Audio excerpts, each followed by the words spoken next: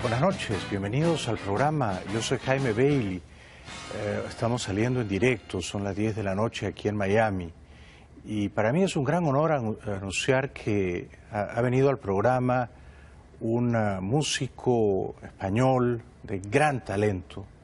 Es Enrique Bunbury y lo recibimos con un fuerte aplauso, por favor. Bienvenido, maestro. Muchas gracias por estar aquí. Muchas ganas tenía de venir a visitarte. Recíprocas, lo mismo digo yo. Y de verdad que aprecio tu invitación. Estás de gira, estás recorriendo el mundo, porque la gira entiendo que comenzó en enero en México y luego ha proseguido en América y en España, y estás promocionando este disco, que es tu octavo disco en solitario, Palo Santo. Es octavo disco en solitario, contando los discos en estudio solo, claro, porque luego también hice algunos discos en directo, algunas colaboraciones, y primero hice los discos con mi banda anterior, que era Héroes del Silencio. Con Héroes del Silencio, por supuesto, clásicos, memorables. Pero como solista, ¿tiene ya que 15 años son, Enrique? Pues empecé, el primer disco es del 97, son 17. 17. En solitario. En solitario. Y 12 con mi anterior grupo, o sea que voy a cumplir el año que viene 30 años haciendo música. Enhorabuena, enhorabuena, felicidades. ¿No fue fácil para ti desapegarte de una banda tan exitosa como Héroes del Silencio? Una banda que digamos, marcó un hito generacional en España y en Europa, ¿no? En Alemania tuvieron un éxito deslumbrante. Fue difícil para ti al comienzo, ¿verdad? Fue un poco traumático, de hecho. Traumático por el hecho de venir de una banda tan exitosa, sí, y por un poco también por la necesidad que yo tenía de hacer otras cosas diferentes que lo que hacíamos con Héroes del Silencio, y por el hecho de que de alguna forma algunos de los seguidores del grupo pensaran que yo era culpable de que el grupo se disolviera, ¿no? Entonces, de alguna forma esas tres cosas hicieron que los primeros años de mi carrera en solitario fueran difíciles y, bueno, algo exaltados. Algo exaltado. Es usted un maestro con las palabras. Y es verdad que en uno de tus primeros conciertos en solitario, con tu primer disco, creo que se tituló Radical Sonora, el público te abucheó y te arrojaron cosas y, digamos, te exigían que volvieras a ser el Bunbury de Héroes del Silencio. En realidad era psicológicamente más complejo, porque en realidad yo empecé haciendo, en mi primer show, yo quería unificar lo que estaba haciendo en solitario con mi pasado con Héroes del Silencio. Entonces retomé todas esas canciones y las rehice de una forma totalmente diferente. Y creo que eso fue lo que sentó mal a parte del público, que ese legado que parecía como intocable yo lo tergiversara y lo adaptara a una nueva realidad que era la que yo estaba viviendo en esos momentos. De tal forma que me hicieron ese primer concierto, que fue en mi ciudad, además en Zaragoza, me lo hicieron realmente difícil. Y a partir de ese concierto fue, digamos, un concierto bisagra, porque cambié radicalmente mi forma de pensar y dije, bueno, quizás lo que tengo que hacer es levantar una nueva carrera como si empezara de cero. Y dejé de tocar las canciones de Héroes del Silencio. De Héroes del Silencio. Y compusiste un disco que creo que se tituló Pequeño, fines de los 90s, que ya, digamos, empezó a calar en el gusto popular, ¿no? Pero yo quiero poner énfasis en lo valiente que fuiste, ¿eh? Tuviste un gran arrojo torero en abrir tu propio camino, ¿no? Porque... Yo creo que temerario, porque sí. Y temerario yo creo que por la juventud, que siempre es un poco insultante, ¿no? Cuando cómo te comportas, que es como si el tiempo no existiera y fuera sí. Ilimitado, ¿no? Sí, como si uno fuera inmortal, ¿no? Sí, y entonces yo pensaba que si no funcionaba en esa ocasión, funcionaría más adelante, o si no más adelante, y que tenía todo el tiempo del mundo. Lógicamente no es así. Pero cometí, bueno, un par de imprudencias en las que la primera, que fue Radical Sonora, no fue tan aceptada, pero la segunda sí que cayó en gracia. Y principalmente... ¿Por qué? ¿Por qué crees que la segunda sí cayó en gracia? Bueno, yo creo que tengo mucho que agradecer al público mexicano, que fue el primero que abrazó ese disco. Ah, qué bonito que digas eso, sí.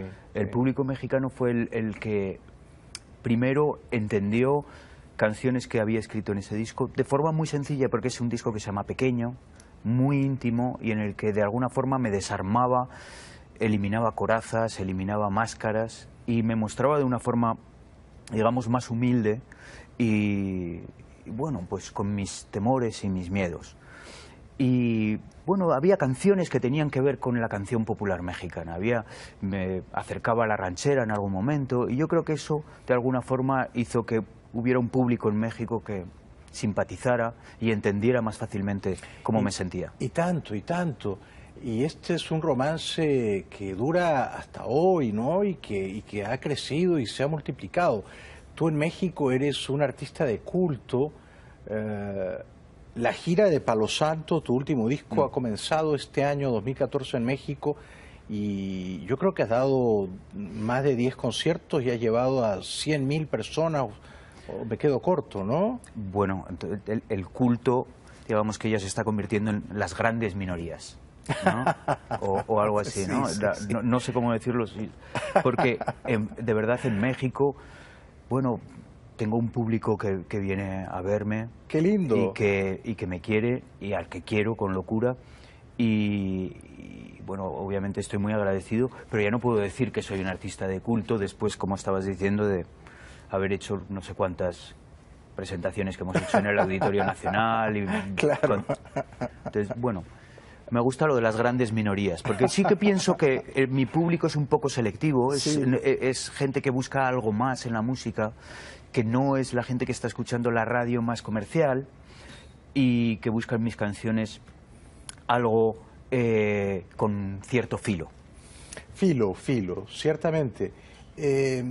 ¿Por qué lo has llamado Palo Santo? Me gusta mucho el título de este disco que estás presentando, y cuya gira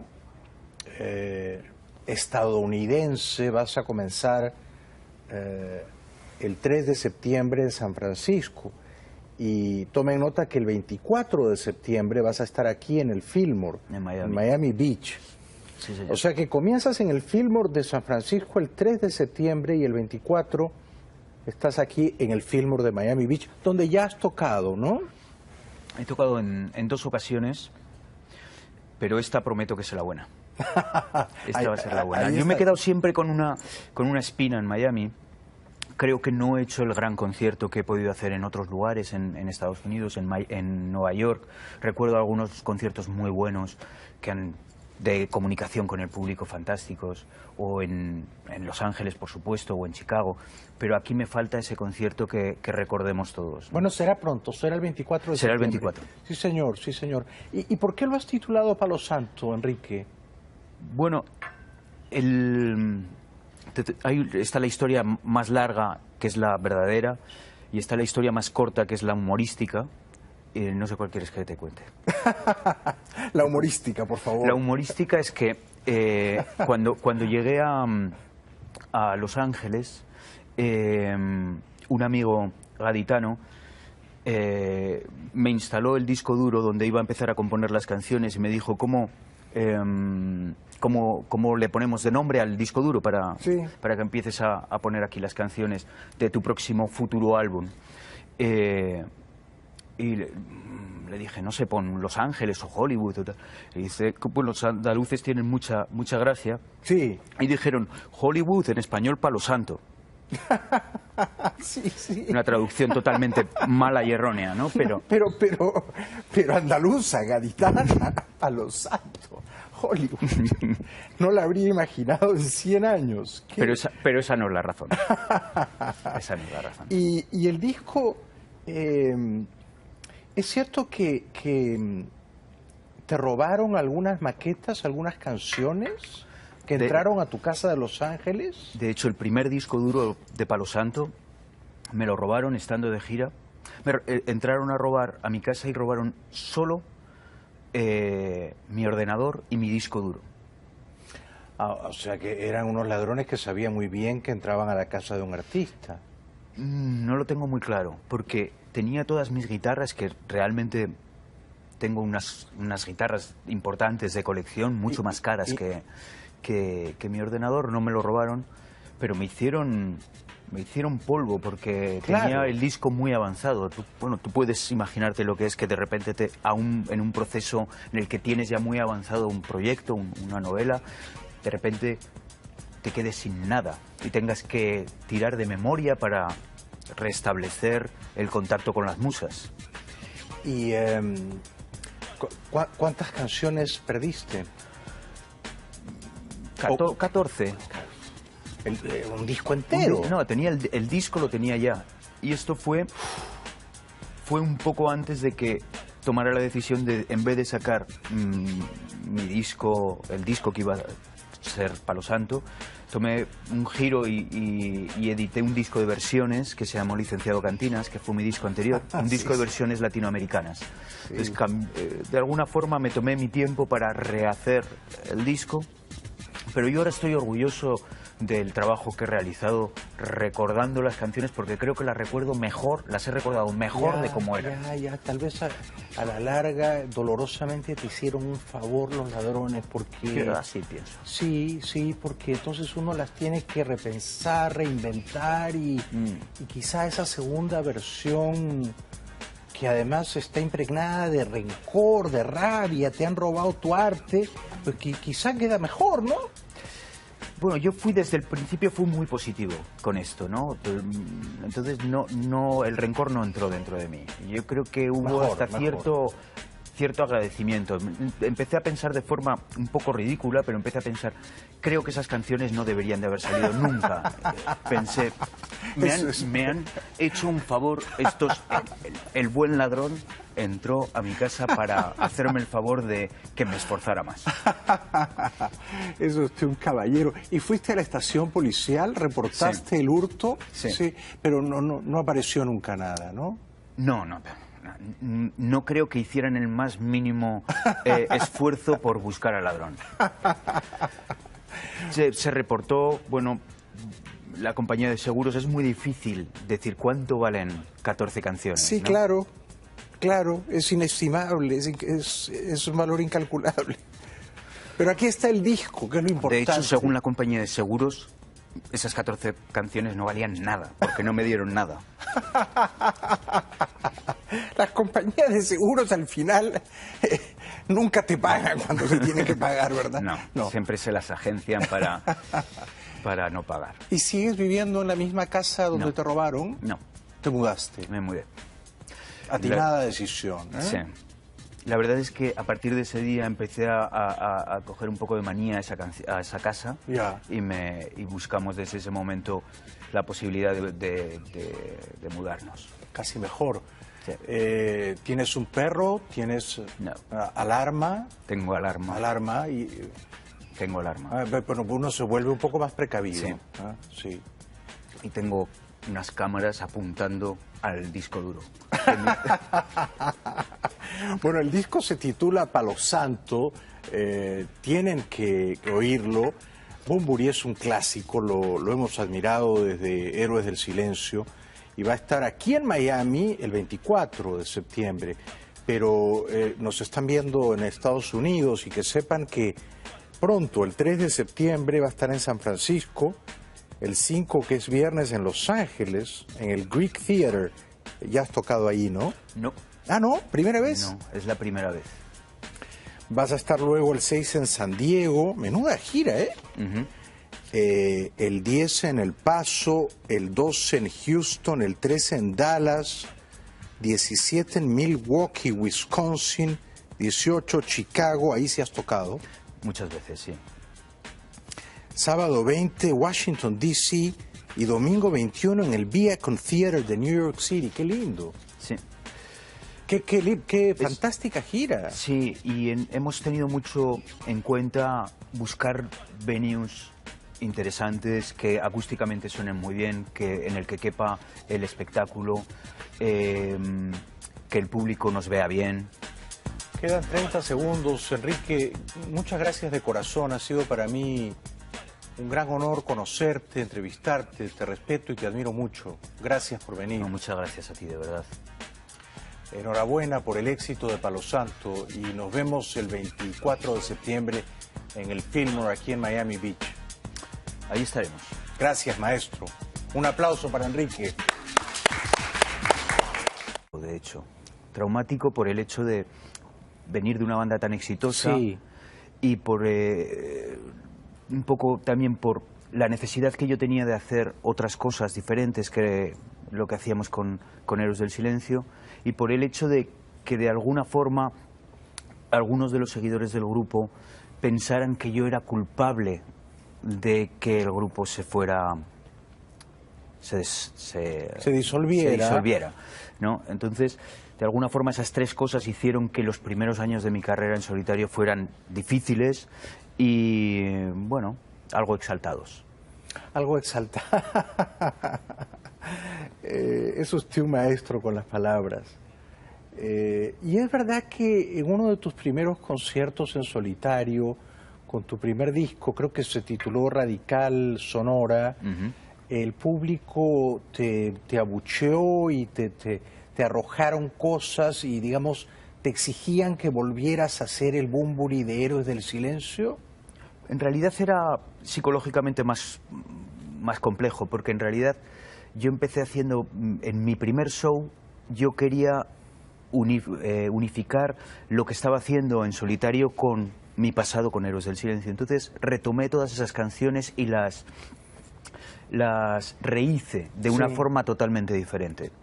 Y creo que eso fue lo que sentó mal a parte del público, que ese legado que parecía como intocable yo lo tergiversara y lo adaptara a una nueva realidad que era la que yo estaba viviendo en esos momentos.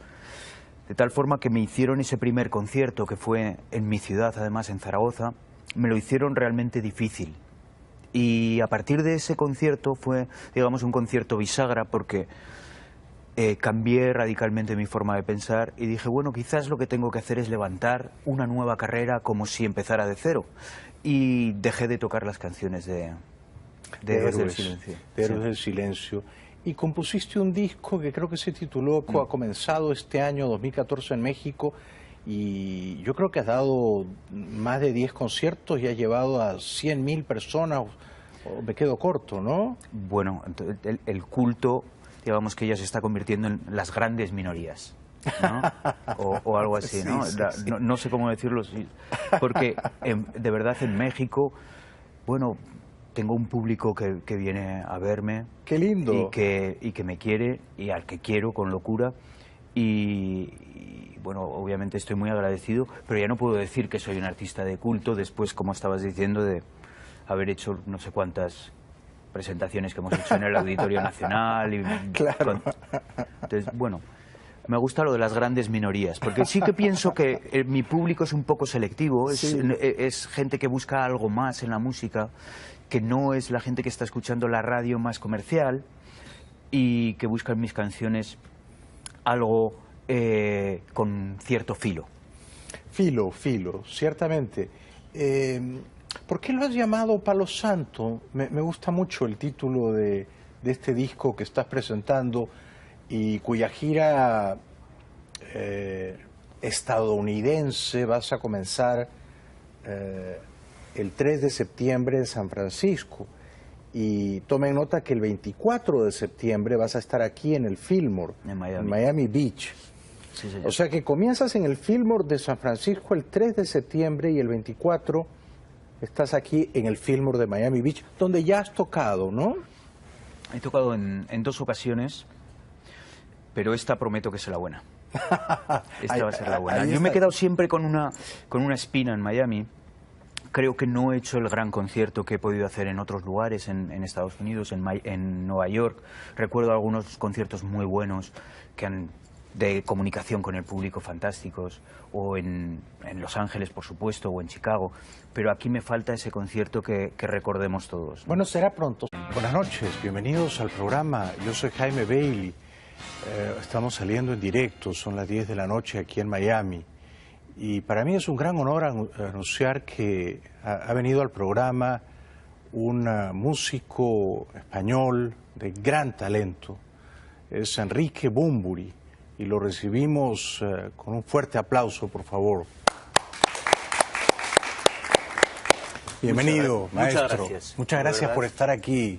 Muchas ganas tenía de venir a visitarte. Recíprocas, lo mismo digo yo. Y de verdad que aprecio tu invitación.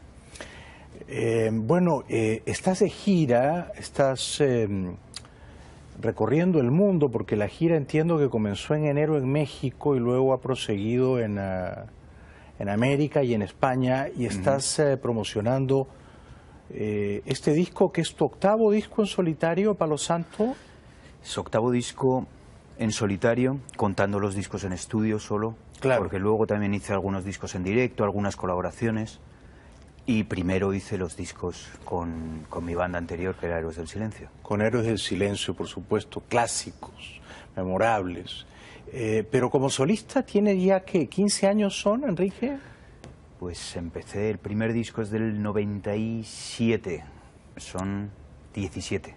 17. En solitario. En solitario. Y 12 con mi anterior grupo, o sea que voy a cumplir el año que viene 30 años haciendo música. Enhorabuena, enhorabuena, felicidades. ¿No fue fácil para ti desapegarte de una banda tan exitosa como Héroes del Silencio? Una banda que digamos, marcó un hito generacional en España y en Europa, ¿no? En Alemania tuvieron un éxito deslumbrante. Fue difícil para ti al comienzo, ¿verdad? Fue un poco traumático. Será el 24 de Será el septiembre. 24. Sí, señor, sí, señor. ¿Y por qué lo has titulado Palo Santo, Enrique? Bueno, ahí está la historia más larga, que es la verdadera, y está la historia más corta, que es la humorística. No sé cuál quieres que te cuente. La humorística, por favor. La humorística es que cuando llegué a Los Ángeles, un amigo gaditano me instaló el disco duro donde iba a empezar a componer las canciones y me dijo cómo le ponemos de nombre al disco duro para que empieces a poner aquí las canciones de tu próximo futuro álbum. Y le dije, no sé, pon Los Ángeles o Hollywood. Y dice, pues los andaluces tienen mucha gracia. Sí. Y dijeron, Hollywood, en español, Palo Santo. Sí, sí. Una traducción totalmente mala y errónea, ¿no? Pero andaluza, gaditana, Palo Santo, Hollywood. No la habría imaginado en 100 años. Pero esa no es la razón. Esa no es la razón. Y el disco, ¿es cierto que te robaron algunas maquetas, algunas canciones que entraron a tu casa de Los Ángeles? De hecho, el primer disco duro de Palo Santo me lo robaron estando de gira.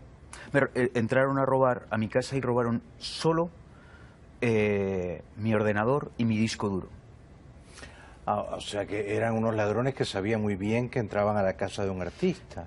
No lo tengo muy claro, porque tenía todas mis guitarras, que realmente tengo unas guitarras importantes de colección, mucho más caras que mi ordenador. No me lo robaron, pero me hicieron polvo, porque tenía el disco muy avanzado. Tú puedes imaginarte lo que es que de repente en un proceso en el que tienes ya muy avanzado un proyecto, una novela, de repente...